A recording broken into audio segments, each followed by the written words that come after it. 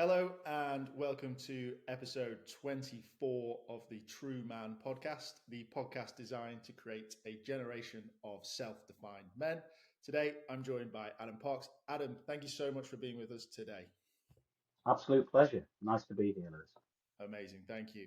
I'm not sure if you've caught any podcasts yet, but I love to start the podcast with arguably the hardest question on the planet. And Adam, that is, in your own words, what makes you a man? Do you know what? That's a fabulous question, and I'm sure that you have people sitting here who sort of scratch their heads. Do you know what? What I believe makes me a man, and I'm a little bit old-fashioned on this. What I believe makes me a man is trying to follow the sort of rules of being a man that were set to me by my father. Now that's strange, because when you try and associate kind of old-fashioned values, people kind of then associate that with sort of male stereotypes that are no longer kind of wanted or needed in modern society. But I think my father must have been quite a forward-thinking kind of guy, because his simple rules about being a man was always remember, you are no better than anybody else. Sex is actually just a genetic byproduct of life. And ultimately, I've lived a life that I think basically, I hope I've lived a life that my theory of being a man is that I am just an equal, I hope, the same, no better than, not stronger. I don't have any of the stereotypes because they are just stereotypes. And stereotypes are generally falsehoods, of course, Lewis. And that I think by being a man, for me, means that I pause. Pause. That's all right, you'll pause this out. Did you tell me this question beforehand? That's the beauty of it. Okay. Oh, I bet some people have come up with some corking answers. Right. Okay. Right. The key thing for me is, it's about my father and the way that I was brought up, being a man. And actually, right, yeah, I'm coming on this. And actually, labeling me a man is like labeling me anything else. And actually, we're not labels. We're all human beings. I am a Christian. I am a man of faith. We are all God's children. It doesn't matter if you're man, woman, any member of the LGBTQ plus organized groups. We're all the same. We're all equal. We're all seen the same. And actually, we're judged by what we do, not by what we are. That's the one that I want you to keep. Lovely answer, Adam. We're judged by what we do, not what we are. Yes. Love it. Absolutely love it. Perfect. Edit the rest out. Just go with that one. No, I like the long form answers are better. I'm having trouble with signal here, by the way. Is this you or me? No, it's potentially a combination of both of us, but it should be fine. If you can hear me, we're good. I can hear you. You broke up a little bit, but yes, I've got you. There we are. So we're recording both sides separately, so it's all good. If it becomes too crackly, let me know. I will do. Awesome. So, Adam, why don't you tell us a little bit about what it is that you do right now? What is your sort of day-to-day in the space? Okay. Well, I guess I carry 3 titles at this moment in time, considering, as we'll come on to, I walked away from full-time education in the hope that I would start taking life a little bit easier. I'm actually finding myself more busy than I've ever been in my life, to be honest with you. And I kind of carry 3 titles. One, I'm an education consultant. I work with schools and support schools. I won't say in what area because I know we're going to come to that later in the interview. I am the CEO of a mental health non-profit organisation called Taking Off the Mask, which is an organisation that I did set up. Taking Off the Mask was the name of my blog, which kicked everything off, really. The very thing that started the ball rolling, so I guess assume we will come to that. And then for some reason known only to my sometimes fleeting insanity now and then, I jumped into local politics. And I'm now a local town and district councillor. I want to make it very clear. I'm not a political animal, hence keep sticking with local politics. But I stood on a very simple ticket, and that ticket was mental health and well-being and education, special educational needs. And it clearly has a massive resonance because, I'm not going to name my party, but my party does not generally do well in the ward of which I am the councillor, but I won the seat hands down. Now, I'm not the most charismatic person in the world, so I'm not going to believe it was down to my charisma, but it was clearly down from what the people said to me is because that I stood on a ticket, if you can call it that. I don't like giving mental health a label, but on well-being and mental health. And that certainly resonated with the people in my ward. And because quite clearly it resonates with everybody out there. But I'm not sure our politicians, whether it be local or national, are ticking the boxes or meeting the needs of those people that are struggling with their mental health. But again, we'll probably come to that later. We probably will, yeah. And I do think your charisma is definitely in there as well. Well, I'll take your word for that. So let's talk about taking off the mask, because I think that's yes, absolutely the major thing for you and one of the things that set this all up, right? So let's go into a little bit more detail of that. Explain that to me. Okay, well, we may as well go back to the beginning, and because taking off the mask is such an integral part of the whole story. Yeah. So when I walked away from education, and I walked away because of my mental health and because of a path that I took, which was but we will come to that. But I literally stood on the edge of the precipice. I started to think, how can I actually use this for some good? And I know that's what everybody says. They all say, oh, I wanted to use my experiences for some good. But I genuinely did. And I tell you for why. It's because I didn't fit, and I've used this word already, Liz, any of the stereotypes. I have no chemical imbalance of my brain. I am not a manic depressive. I do not naturally have suicidal inclinations. I was living proof that anybody, if they get enough kicks, can actually reach the edge. And I wanted to get that message out. And I've always loved to write. I've always loved to speak, as you can probably tell. And so what I did was I started to just write about my experiences. Now, strangely enough, I wrote about them just for me. I wanted to write them, read them, and understand them, if that made sense. And a couple of people read them and said, no, listen, other people have got to see these. Have you ever done any blogging? I've got no idea. I have no idea what blogging was.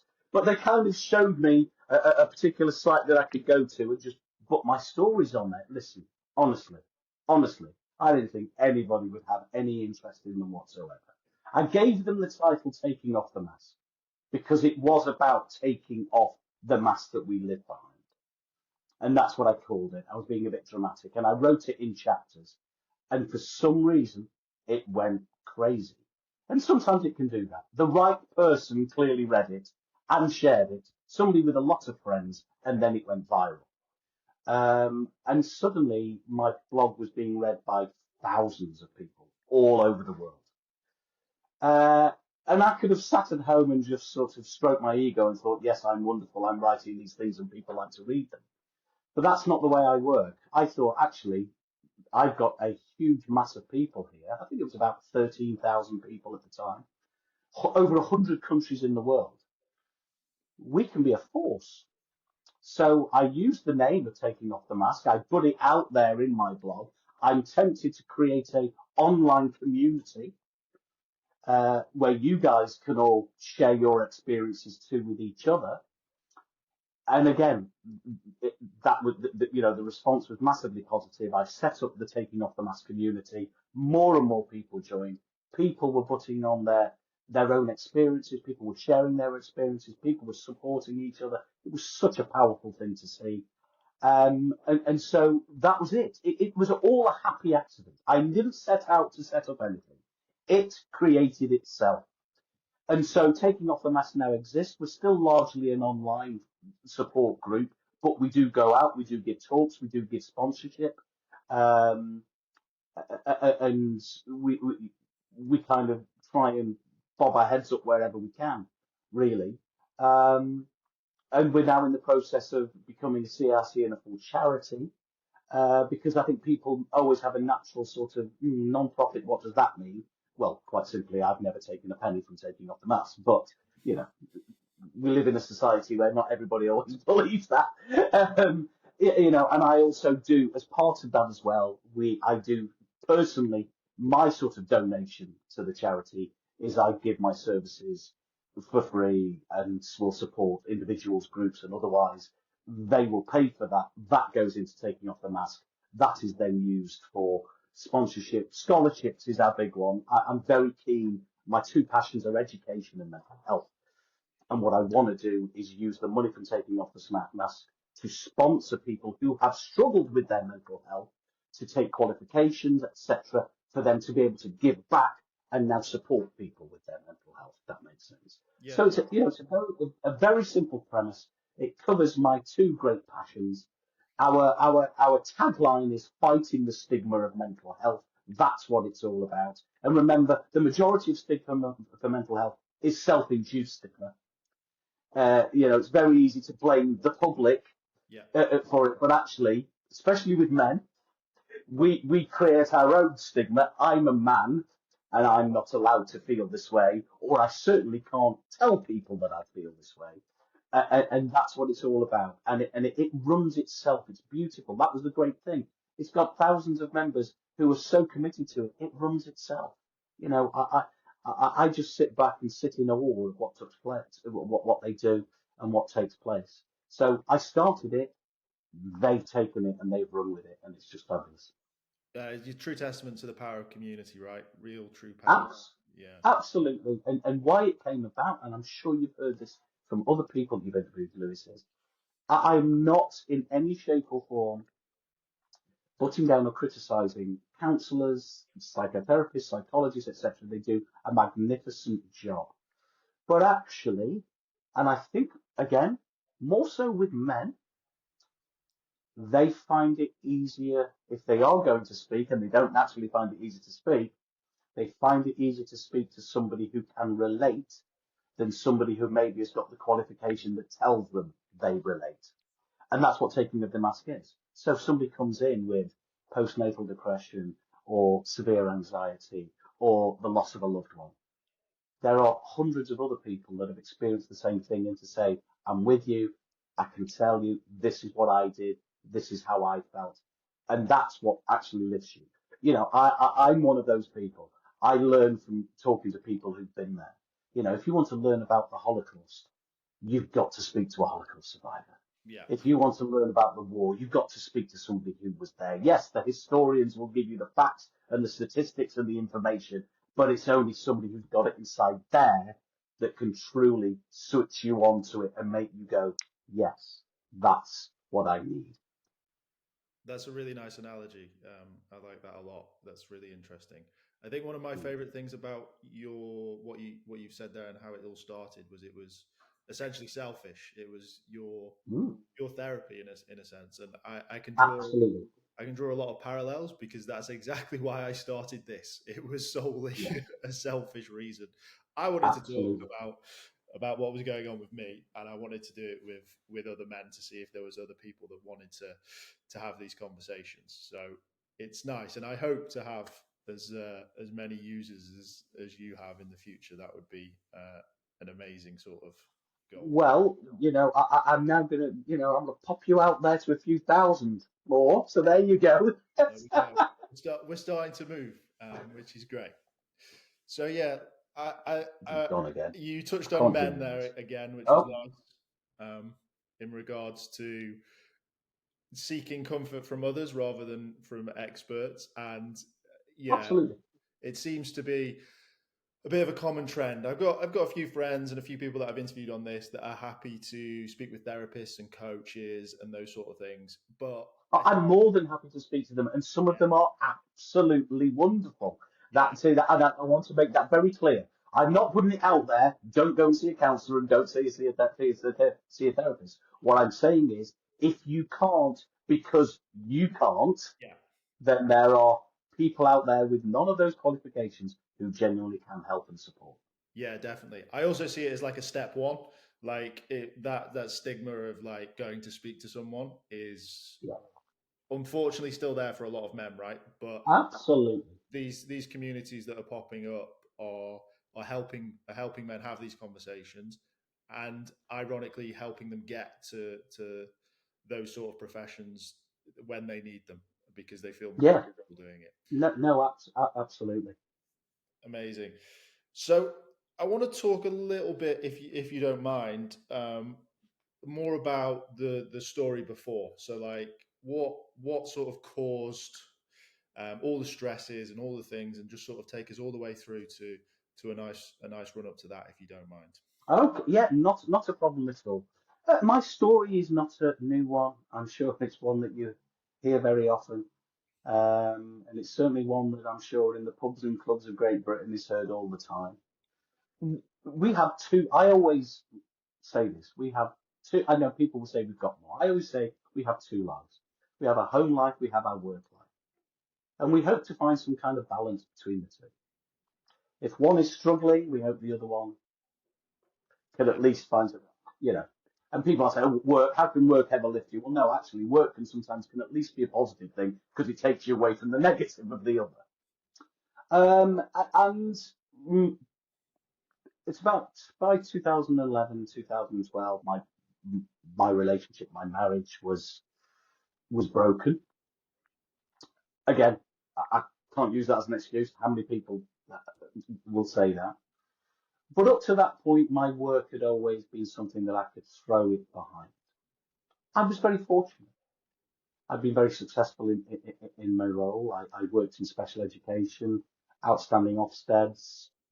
It was great. And therefore, I always had something to bring about a little bit of positivity, or at least to take away from the kind of anguish that was at home.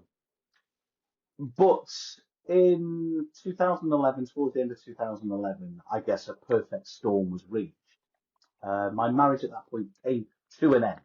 So it went from being not good to coming yeah, to an end. And let me make it very clear, I'm not now sitting here criticizing my ex-wife. Okay, it takes two yeah, to make something happen. But with that, and therefore this does now sound critical, it was determined by my ex-wife that she did not want for me to see my daughter anymore until the courts made a decision on that. Now, as you do, you go and see your lawyer, and many men will relate to this because this is as we know, this is one of the most common reasons for male suicide is family law yeah, and the loss of a child. I went to see my solicitor. My child was born in wedlock. I've got full parental responsibility. There was absolutely zero reason legally why I was not going to get my daughter back. So my immediate reaction to my solicitor was, well, I thought that was the case. Fantastic. So can I see her next week? Oh, sadly, it doesn't really work like yeah, that. The law in this country dictates that even though there is no reason to say no, we need to have the judge to say that. yeah, Okay, so can we get a meeting with the judge then and get it sorted? Ah, okay. Well, no, it doesn't really work like that. You have to go through due process. Okay, that's fair enough. And then he used the words to me, and just be aware, Adam, slowly, slowly, catchy monkey. Okay, I thought it might take a few weeks. But after months of attempted mediation, first meetings, second meetings, all the time, the court saying, or the judge saying, well, we need to then do reports before the next meeting. You need to do reports for the. Even though at no point was it ever said I was not allowed to see my daughter, until my ex-wife said I could see my daughter, I couldn't. As far as the courts were concerned, if she said it's fine, then we could do it. But until a judge passed that verdict, they couldn't. So while this is all going on, Yeah. I'm obviously going through absolute turmoil. I lost a huge amount of weight, 5 stone in weight, actually. I didn't sleep for weeks. I threw myself more and more and more into my work. And I started to do 40, 50, 60, 70, 80-hour weeks. I just didn't do it. I threw myself into my work. And then Ofsted came. So I'm this emaciated wreck by this point. But I need to be at work while this other thing is going on. And I'm making this story a bit too slow. I'm trying to build it. I'm trying to build it up to sort of create the atmosphere because it kind of then does make sense. Yeah, no. So Ofsted came in and to give you some idea, I can't even remember the Ofsted inspection. That shows the state of my mind at the time. Yeah. Miraculously, we got an outstanding, so I must have said some good things, but I don't remember it. What I do have some recollection of is the feedback from the Ofsted inspector at the end of the day. And there was a few of us sitting in the room, and I don't hear the words that are being said. I honestly do not hear it. It's like I'm in the corner looking down. And then I saw everybody sort of laughing, smiling, hugging. So it was clearly good news. It was dark by this point. I looked to my right. There was a window there. Because it was dark, it was like a mirror. And I saw this bearded, emaciated wreck. I did not recognize that person. I stood up and I walked out. I didn't join in the celebrations. I didn't do anything. I was just running on autopilot. And I went home. I went into work the next day. I sat at my desk. My maths teacher, Graham Brown, he'd been 20 years a miner, a proper stoky bloke, basically came in and said, "Hey up, you. Congratulations, great news." And I just stared at him, and he could see straight away there was something wrong. And I said, "Are you okay?" I shook my head, cried like a baby, and collapsed on the floor. There was nothing left. He scooped me up like a baby. I got taken home. Of course, I had to go and see my doctor, and of course, inevitably, the doctor signed me off. Yeah. There was no way I was in any shape or form fit to work. But that meant I was stuck at home without my daughter in what was the family home, Yeah. very large house, spiraling and spiraling and spiraling. And I became paranoid. I thought the world was against me. I began to think my house was bugged because I couldn't understand, why can't I see my daughter? Why can't I see my daughter? And I reached a point, Lewis, where I was convinced that it was never going to happen. The world was against me. And this is where I need to say, I did not want to kill myself. And I'm using those words carefully, but I did not want to be here anymore. And people say, "Oh, that's the same thing." It absolutely isn't the same thing. It isn't the same thing at all. I just didn't want to be here. So with my normal semi-autistic kind of way of doing things, I went into great detail about what I was going to do, how I was going to do it, and where I was going to do it. I knew I didn't want to do anything around here, where I lived. I knew I didn't want to do anything where people would have to see me. I didn't want anybody to have to go through any trauma because of what I determined I was going to do. So with great clarity, I went on Google Earth. I looked for a beautiful spot on the British coastline. I picked a spot in Devon, and I set off from Biddulph, North Staffordshire, and made my way down to Devon. I knew what I was going to do. I was absolutely calm. I felt more at ease. I won't say happy, but more at ease than I probably felt for months. And I think that's a very important point. And I drove down. I switched my phone off. I wrote some letters. I wrote a letter for my mum. I wrote a letter for my daughter. And I wrote a letter for my ex-wife, which wasn't abusive. I can say that in any shape or form. And I set off. And I drove down. I have to say, the local Staffordshire police were constantly calling my phone, but I didn't speak to them. They were magnificent, but I didn't speak to them. I didn't answer the phone at all. I drove down. I drove to the spot, a place called Devon Cliffs. Got out of the car. I went for a walk to have a look at the spot that I thought I'd chosen. Absolutely idyllic spot. I thought, yeah, this is absolutely perfect. To give some idea of how much detail I've gone into, I even had checked the tidal patterns because I didn't want anybody to have to see anything. Whatever I was going to do, I wanted to be all cleaned and washed away. Okay. That's the kind of detail that I went into. I picked my spot, I picked my time, and at that spot was a bench. And I sat on the bench and waited for the time. And I do remember noticing people walk past me and people looking at me with sadness in their eyes and kind of walking on by and talking to each other. In hindsight, as we come to, I know why they did that, but they did. And bear in mind, my phone has been going constantly and I've ignored it. And I'm sitting on the bench and it goes again. It wasn't a withheld number. It was just a number I didn't recognize. Yeah. And I don't know why. I do not know why, but I answered this one. And it wasn't the police. It wasn't a family member. It was a very junior member of my staff who had never spoken to me before. Hence, the number wasn't even in my phone. Yeah.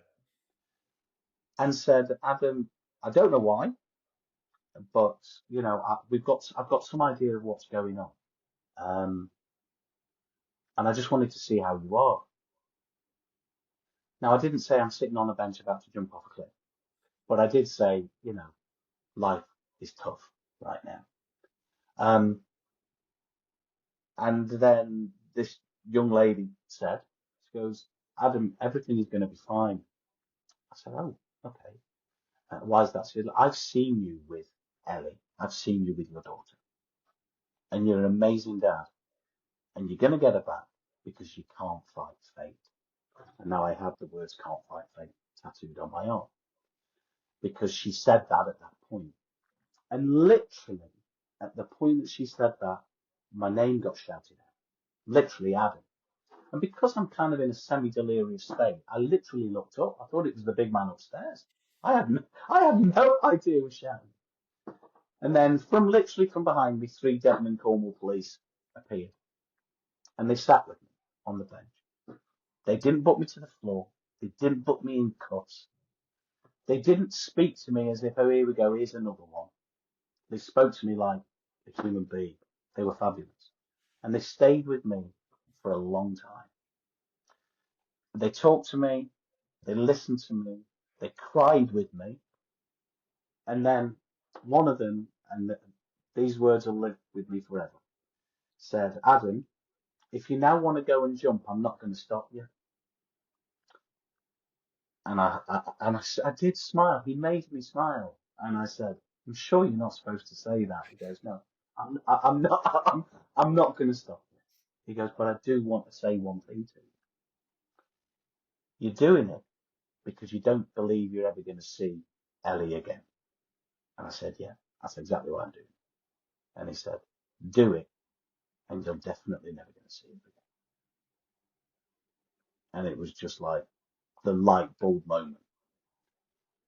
And I said, but listen, I've got nothing left. I'm finished. I'm done. He goes, no, we're going to get through this. I said, no, you're not listening to me. I've got nothing left. He said, no, we are going to get through this.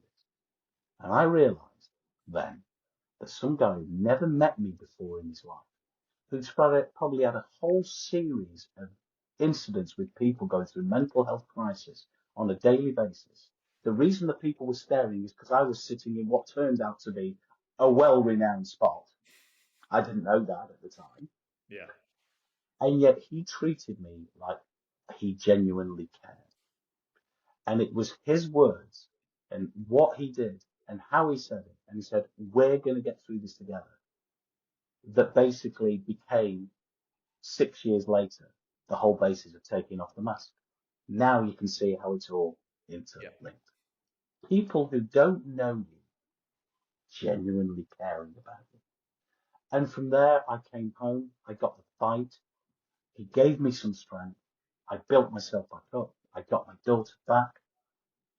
I'd never say I won my daughter back because a child is not a game. There's no victor. There's no victor.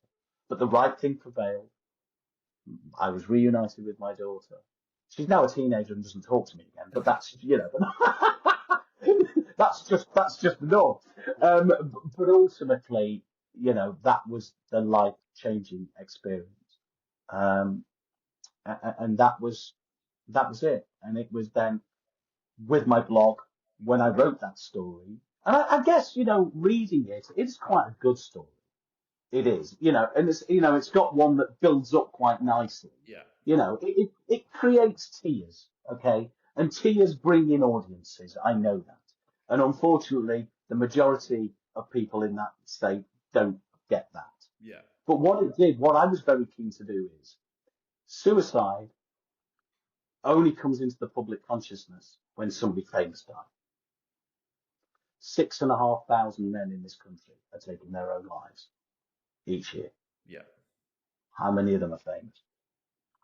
And there's the point. And I wasn't famous. So, and that was it. It was about, this is going on everywhere. This is going on in your street. And the successful Ofsted winning senior leader of a successful school who seems to have enough money and a nice car and go on plenty of holidays means nothing. Nothing whatsoever. And it could be any of us at any time. It really can. And obviously your reason is probably quite a common one. But I think it's important to say that it can be for any reason. I think one of the things that I've learned doing this is the outcome is based on your personal ability to cope with whatever it might be. And just because it's taken someone the far extreme to get there, and someone who may have done the most minor thing to the majority of people, it doesn't matter. Absolutely. I think it's really important that how you get there is irrelevant, but it is very common, and there's a reason why people do get there. Honestly, thank you so much for sharing that in that detail. It's lovely. I didn't want to interrupt at all because it was well put together. I did a podcast with a guy called Connor, who is still fighting to see his child at the moment. And he talks about role models and networks around him that have been there and done that. And that's what's helped him through it, because it's a very slow process. And absolutely. And, the most common people that appear in my taking off the mask inbox or come onto the group are men fighting for their children, and I'm extremely passionate about it. I've sat on a few working parties. At the end of the day, it's very easy to, and people do, and I was one of those. Women are to blame for all of this. Absolutely not. Mothers wouldn't be able to do that if the judicial system was fair. Yeah. And there was the problem, the family law system. It's nothing to do with blaming the other person. It's absolutely down to the family law system. If the family law system was as it was, I would have instantly had access to my daughter. That's how it should be. That's how it happens in many other countries in the world. We just have this very slow, slightly broken family law system. I've been working on that for years. There have been some changes. There needs to be far more. But we are slowly but surely getting there. Listen, we talked earlier, didn't we, about stereotypes and the male and female stereotype. our family law system is based on that stereotype, that a child is better with their mum. The mum is the person who looks after the child. Actually, no, what about professional women who want to work, etc., etc.? That, when this law was made, that didn't exist. So we need to change with the times, and the law needs to change with the times, you know. So, you know, it's too easy to blame where the blame shouldn't be put, and the blame categorically lies with the archaic family law system that we have.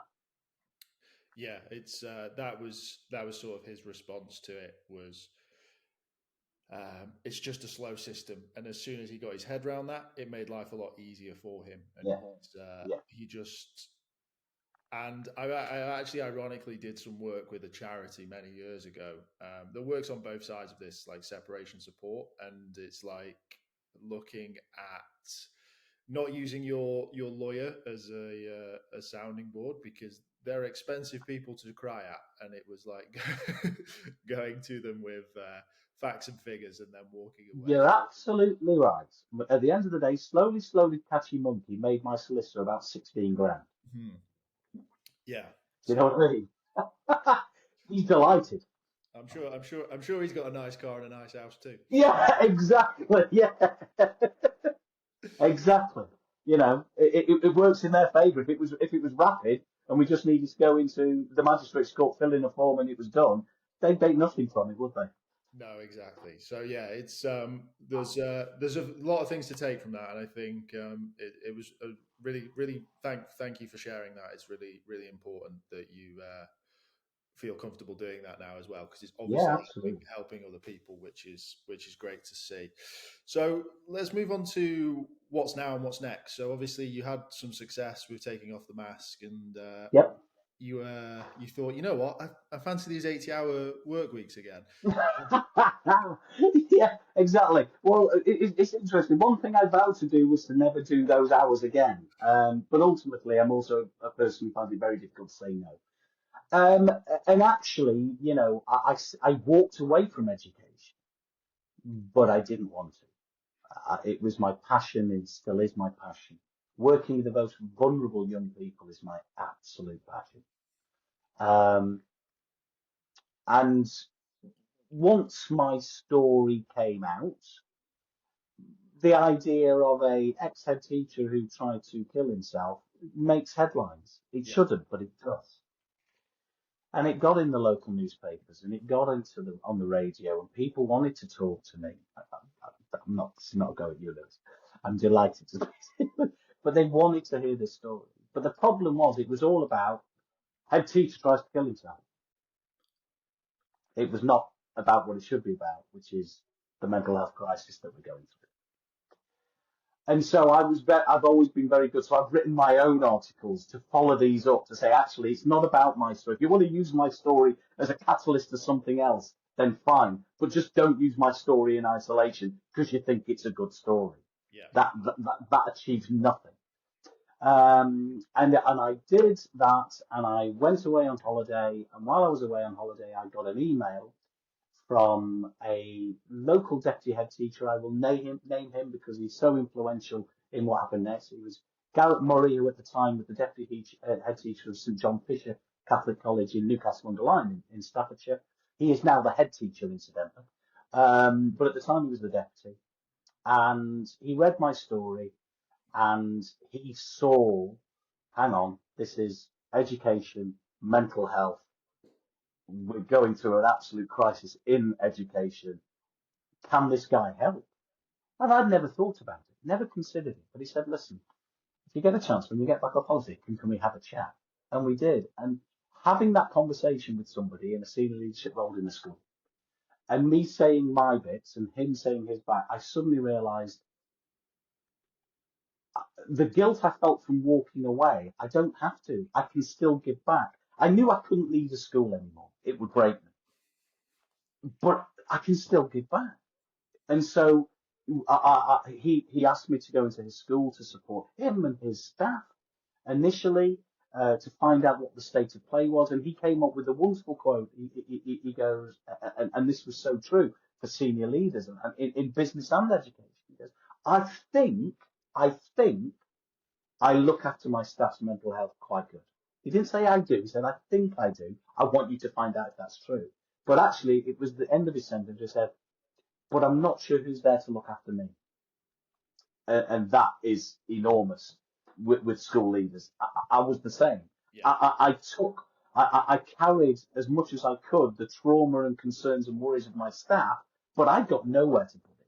Nowhere to put it at all. So the bag got heavier and heavier and heavier. And so kind of what happened from this very small thing from that one meeting with that head teacher, I came up with the idea of actually, well, I wonder if other schools would like that. And I created Parks Education, and it is about, but it's Parks Education taking off the mask. The two are inextricably interlinked. Yeah. It is about mental health and education, my two passions, and trying to support mental health. The crisis in education, as you well know, the number of teachers, 1/3 of teachers all leave within the first 5 years. Absence due to mental health in education is enormous. People go around saying, I can't understand it. They get 13 weeks holiday a year. Listen, if you think they get 13 weeks holiday a year, you've not spent much time with teachers.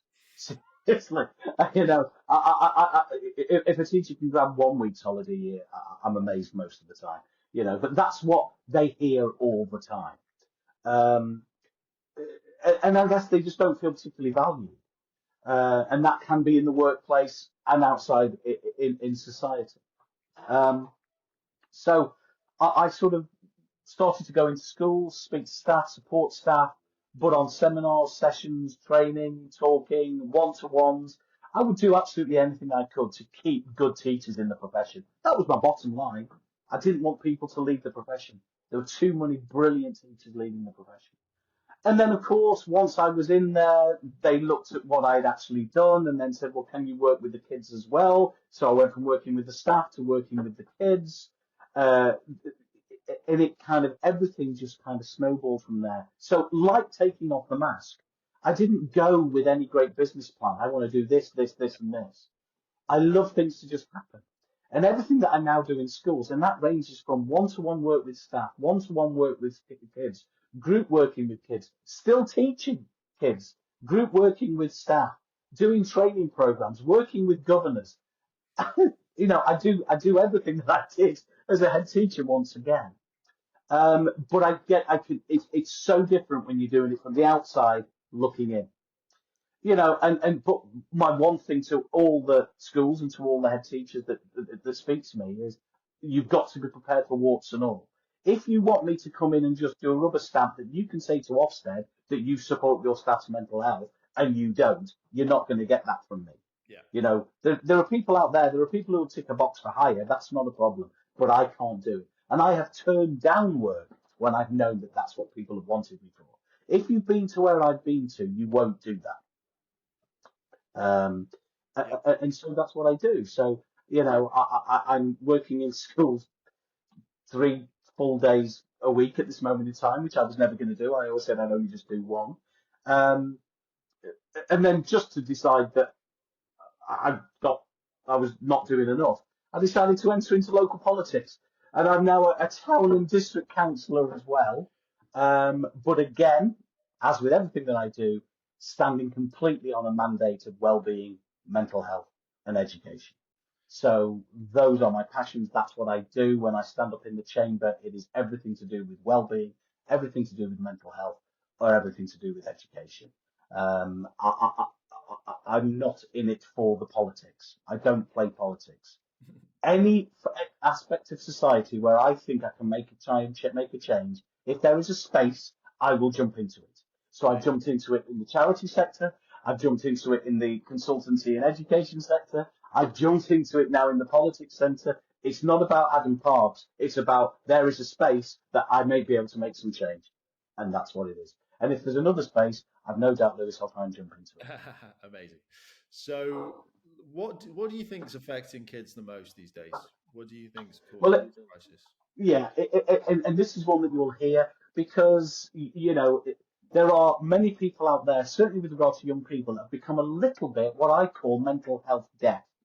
Yeah. And what I mean by that is they hear it so often that they don't believe it exists, or they think that it is just used as an excuse. Yes. Now, there are a number of reasons for that, and some of them I will kind of criticise. Excuse me, I'm just moving my camera there a second. I will call some of this sort of X, Y, and Z X, Y, and Z list celebrities who have categorically tried to use it when their career has been down the pan. Yeah. That doesn't help the situation. That in any shape or form. There is also social media, and that has been massive. And if you want to talk about what is the biggest thing that is having an impact on young people's mental health, there is no doubt whatsoever that it's social media. And I don't just mean the social media and the messages that they send to each other and the pressures that are put on each other by social media and by so-called influencers. I'm talking about the fact that because they're on social media, they're not going out, they're not breathing the fresh air, they're not going out on the bikes and doing ramps or going out on the skateboards and falling over and getting covered in mud and dirt and such like that you would say generations of children have always done before. Yeah. Childhood is a completely different experience. And that is enormous. And the influence that that is having and the amount of work that I do with young people, because of when you break it down, social media influences is enormous. But also, you can't escape it. I know we're sick of talking about it, but if you say that COVID isn't relevant, that's just lies. Yeah. COVID is massive. And the main problem I see with COVID is not even so much the 2 years out of school, although that is massive, and for some kids, it was huge. Yeah. It's the years that they missed in those schools, and if there were transition years, it was absolutely enormous. But the problem, actually, for me, the biggest issue now is that government, and I'm not blaming government, I'm not being political here, but the view was once we were all back and we were all allowed to mix again and back in schools and like it is now and everything back to inverted commas normal, everybody will be fine. No, that's not going to happen. This is a generational experience. Yeah. The impact of COVID will impact on people quite literally almost for the rest of their lives. And I'll explain why. If you were 8 years old when COVID hit, or 6 years old when COVID hit, a quarter of your life was lost. Yeah. Crazy. A quarter. For me, that would be 16, 17 years. If something had affected my life for 17 years, how could I say that that would not affect me for the rest of my life? Of course it would. So actually, the fact that it was 2 years is an absolute irrelevance to young people. It's the percentage of the life that was affected. And that was enormous. And that's why this impact is going to be forever.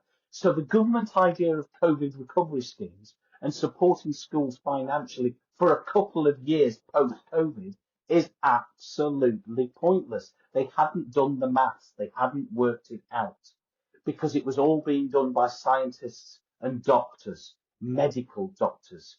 You should have got the psychologists, the psychiatrists, the counsellors, the teachers, the parents. All those people should have been involved in that decision making. And that's my issue with politics in general and why I've jumped into it.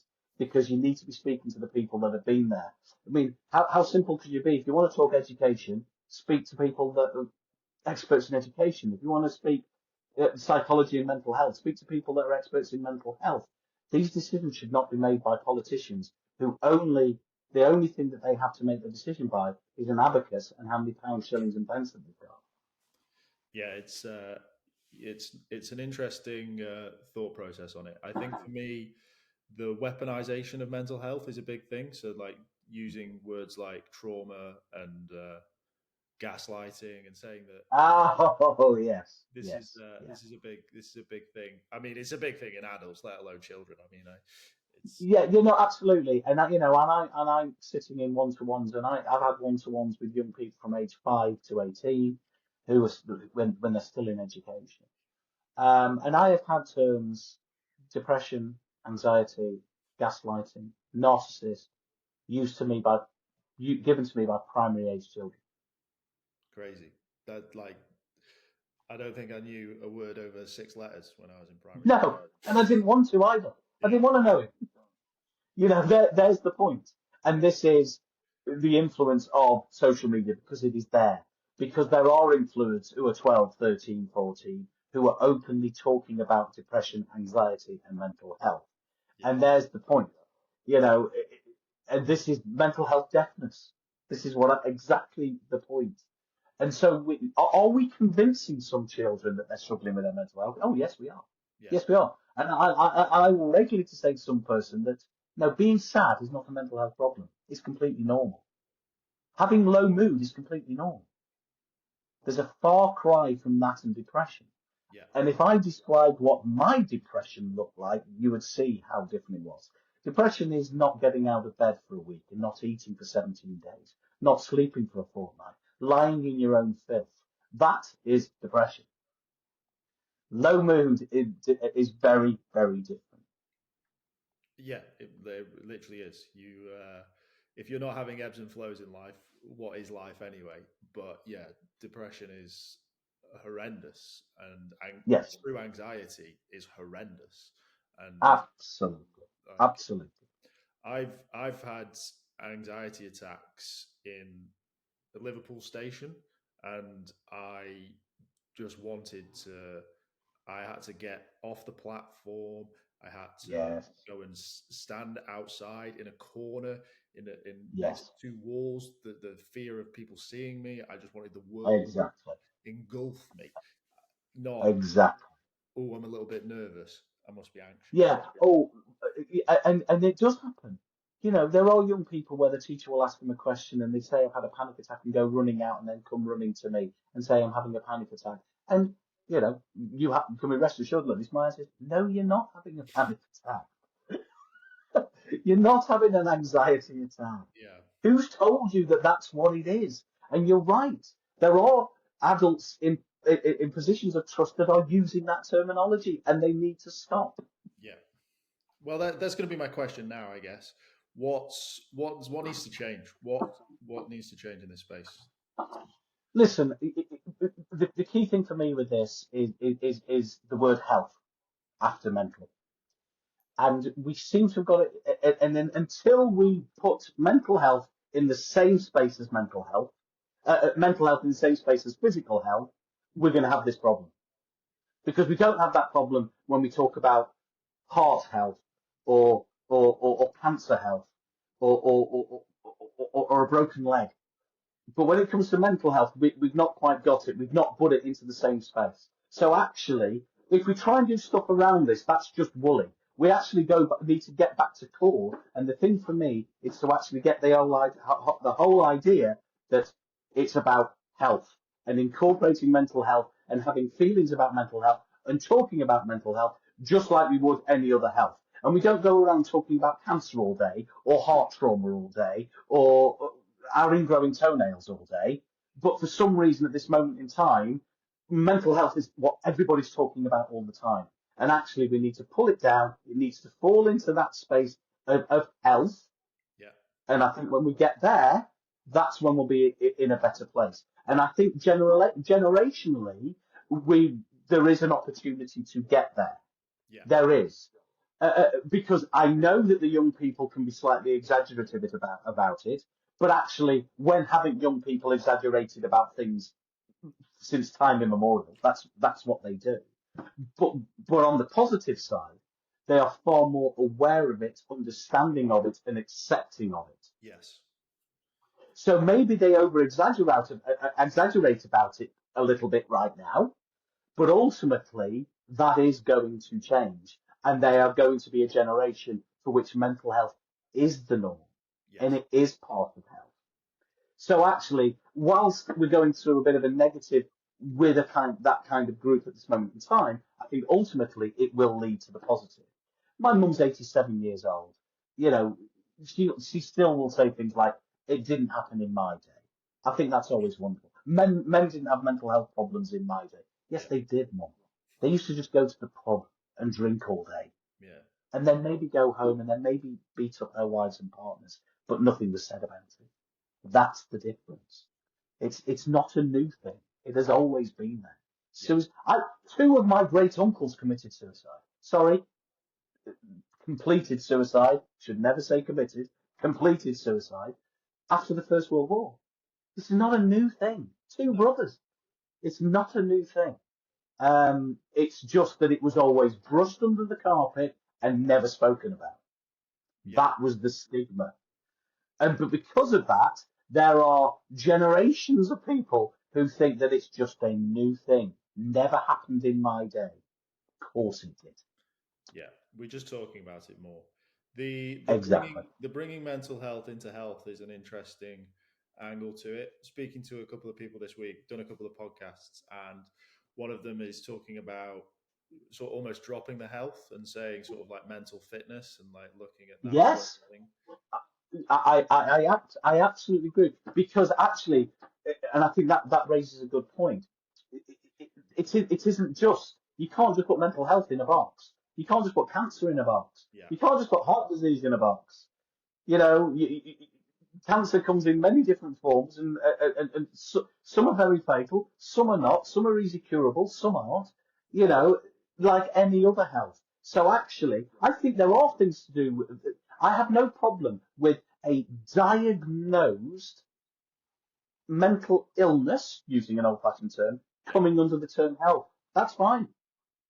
You know, because there are mental illnesses that are incurable. Yeah. You know, you know, if you're suffering bipolar, schizophrenia, whatever it may be, you can live a perfectly normal life. I have friends, obviously, because of what I do now, I have friends that fall into all these groupings who are absolutely normal. They have not got two heads or anything like that, and they're not scary to be around. Yeah. Because, like with any other health thing, it is just controlled with medication, just like anything else. I have my heart rate is too quick. I take a tablet every day for it. There you go.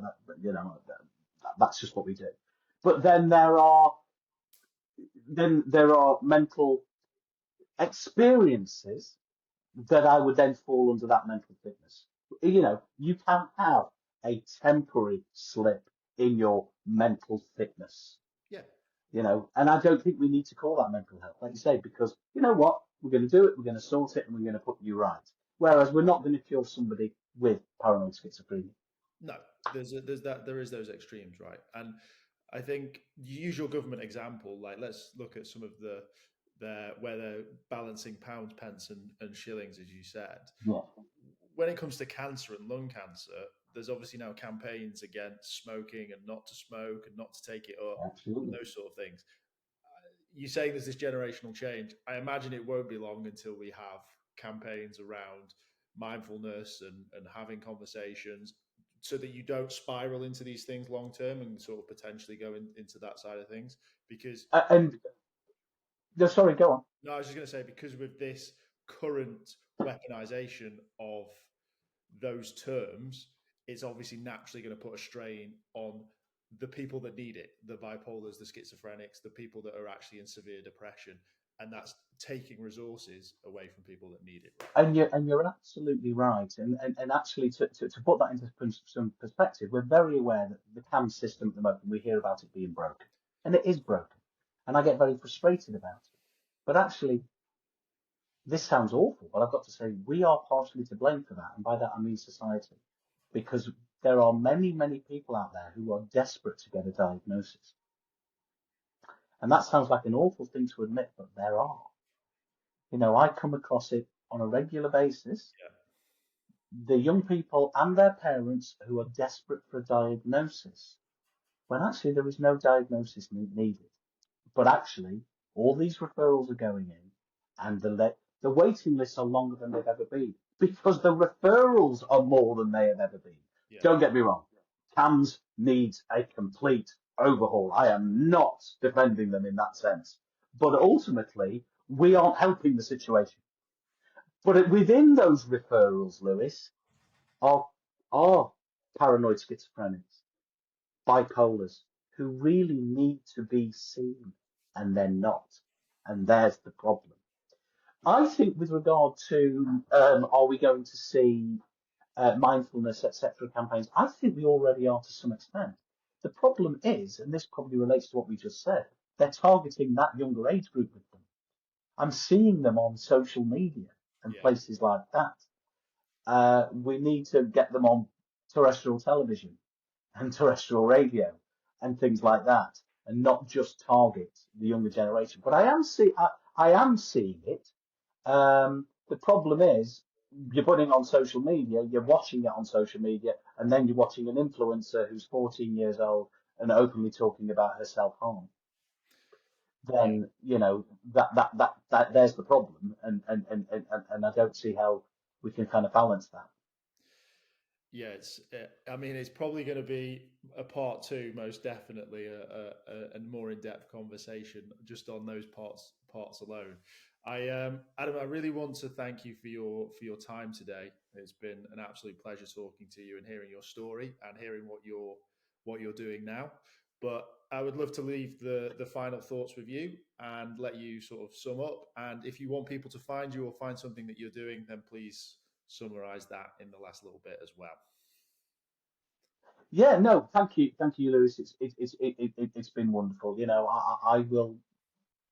I will try and get my message across in any way that I can. Anybody can contact me at any time. They're not going to get sent an invoice or a bill.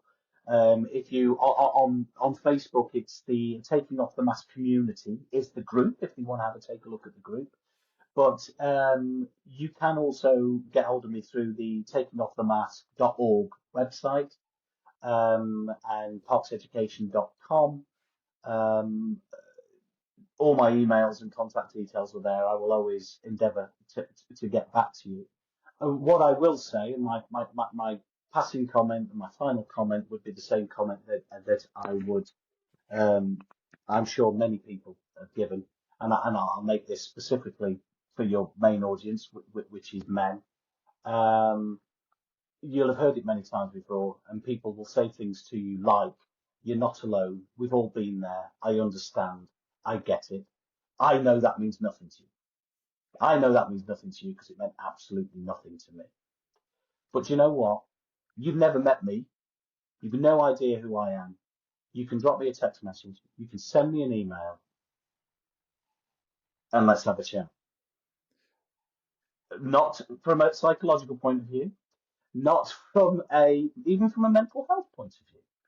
Let's have a chat and let's see if you are right and whether or not we can change your mind." Amazing. Thank you so much, Adam.